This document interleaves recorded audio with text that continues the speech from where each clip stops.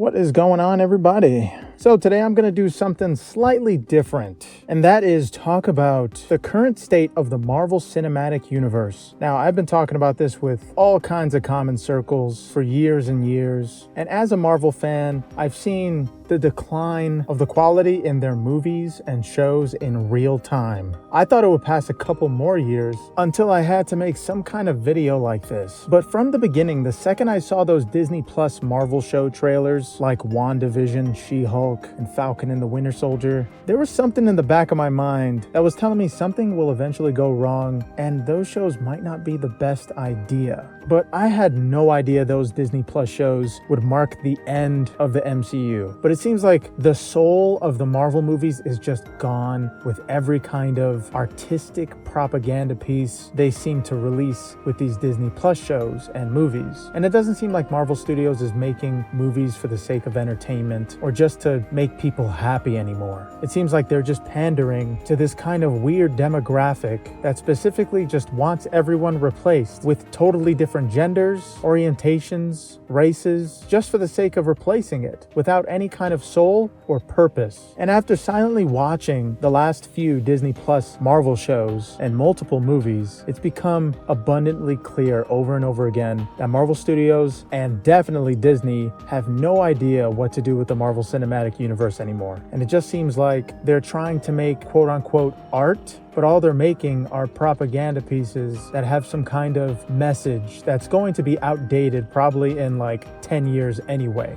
And surprisingly, the whole downfall in the quality of these Marvel movies has very little to do with the death of Iron Man. Marvel movies have been showing significant signs of directionlessness even before Infinity War and Endgame. For most of the MCU, everything was hinging on Infinity War, Thanos, and Endgame. Now with the end out of the way, Marvel has the entire multiverse to work with. But that has proven to be something not even Marvel or Disney can quantify or monetize. So it seems like instead, they're just pandering to people that want to see themselves in movies without any kind of substance or inspiration. But let me break down exactly why this pandering isn't the only reason why Marvel Studios and Disney is at a decline with the MCU. Something like the multiverse can't be given tons of meaningless cameos to supplement an overarching plot for even more meaningless cameos. Coming up with another basic way to hire more actors for ultimately a boatload of nothing kind of story with nothing characters that meant something to someone a very long time ago isn't a plot. It's a desperate attempt to find a story in a mess that Marvel has created way before the MCU ever existed. Marvel has had this problem of inclusion for about 10 years before the MCU started. And this nature of inclusion for the sake of inclusion without any kind of purpose made the Marvel comics extremely messy and pointless, to the point the comics weren't doing that well. And DC Comics were doing a lot better. And so, of course, Marvel sought a way to bring back the Golden Age characters like Iron Man, Captain America, Spider-Man, to get some attention on the comics. But it seemed like from the start, all they wanted to do is just flip the switch and make a point that they really don't find those Golden Age characters all that important. And they only exist as a means to an end. Because as soon as Iron Man died, the rest of the Marvel Cinematic Universe died as well. And I know that's a meme to say that, but it's completely true. At this point, even if Iron Man and Robert Downey Jr. came back to the Marvel Cinematic Universe, it still wouldn't be saved. They have to do a lot of rebuilding and keep a lot of their promises from the start. And it seems like starting over is what Marvel does best. And the only way Marvel knows how to start over is if they lost their audience. Sadly, the only way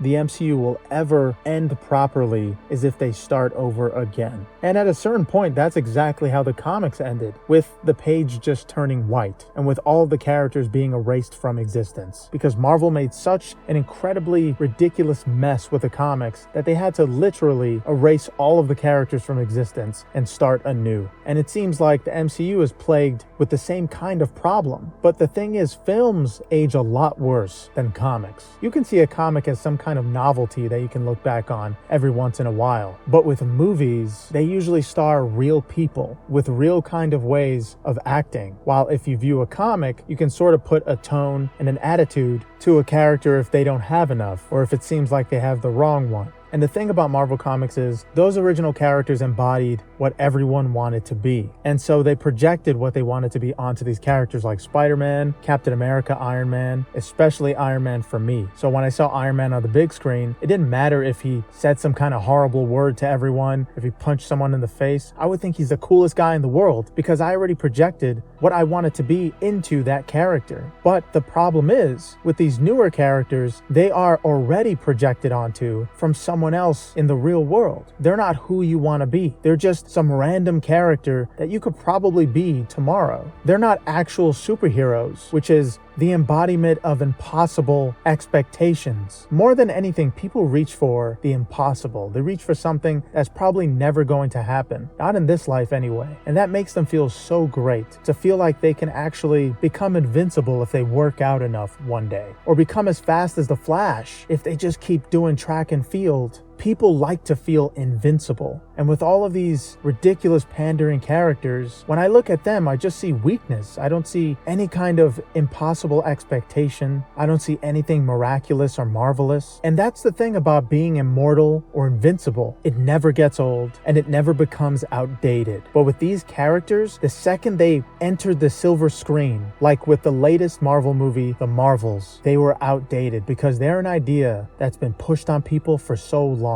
While superheroes are supposed to be the exact opposite of those kind of forced expectations. They're supposed to be something that go against those laws. And Marvel has truly fucked that up. The idea of a superhero is completely gone. DC, if anything, is doing a better job, at least. And shows like The Boys are showing exactly what a superhero should be like and how flipping your expectations to what you think a superhero should be like looks like. And from the start, a lot of Marvel fans dreaded the fact that Disney and Marvel were working together. They were dreading it mostly because they wanted Deadpool to enter the MCU and all these other characters like Wolverine and Punisher, and especially Blade. And if Disney entered the fray, they most likely wouldn't get those characters. But I thought originally that was the idea and the reason why they were dreading it. But now, after 10 years of seeing what kind of effects Disney did, like the fact that they made Ultron say some kind of jokes. Ultron saying jokes. Ultron was one of my favorite villains, and he was terrifying. He was literally fear itself. And the fact they made him some kind of Disney cross Marvel comedy troll robot was just cringy the entire movie. And you could just see Joss Whedon's enthusiasm leave his body with all of those interviews about Age of Ultron. You can tell Joss Whedon wanted to make Age of Ultron terrifying. I mean, the guy did direct the entire Buffy series. And the relationship between Disney and Marvel was more of a take than a give and take. And it's just clear that those Marvel fans knew what they were talking about. But the bottom line is that most Marvel fans just do not enjoy Marvel movies anymore. And I can speak for myself when I say that all of this pandering, rewrites, delays, and random Disney Plus shows are just getting old. Well, they've gotten old, and I've kind of moved on. I haven't seen Loki season 2. I heard it's supposed to save the MCU or something like that. But I personally just don't like Loki all that much. And for the past almost 5 years, I've been wondering exactly what the heck happened to Marvel. But looking back at all the comics, it's safe to assume it was going to happen this way anyway. They were just going to get even more inclusive for the sake of inclusion, and they were going to abandon their golden age characters the second they didn't need them anymore. And COVID really did mess up a lot of things for a lot of people, and especially Marvel and their timing with the movies. I feel like if they had gotten their timing right, the multiverse would have been less of a mess. But I'm sure all Marvel needs is a couple of years to pull things back together, to slow down, and maybe eventually one day get their reputation back. They just need a couple of years off.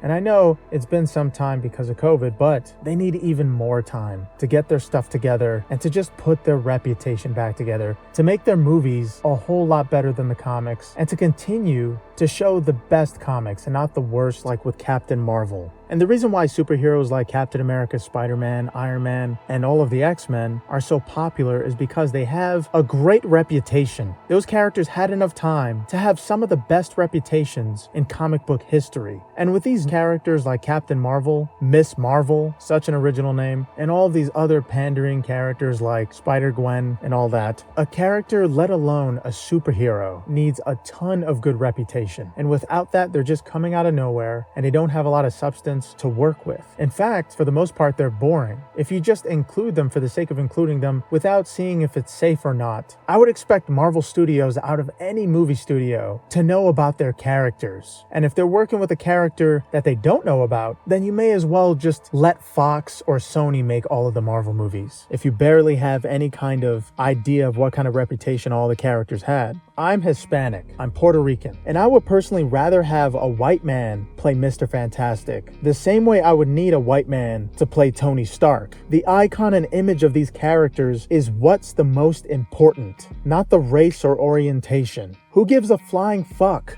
about race or orientation? There's too much focus on these elements of a person and what they're doing. I don't care who Captain America dates. I don't care if Captain America is gay or straight. I just like Captain America for who he is, for what he does, and what reputation he has in the comics and movies, and specifically how he looks. I think the fact that he's a white man, 6'something, and has a strong build is the icon I look for the most, and it's the icon I'm used to.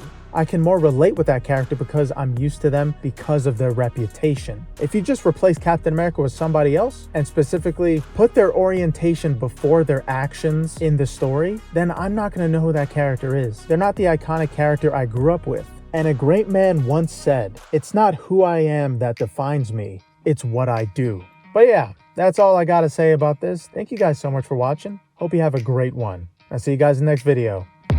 Later.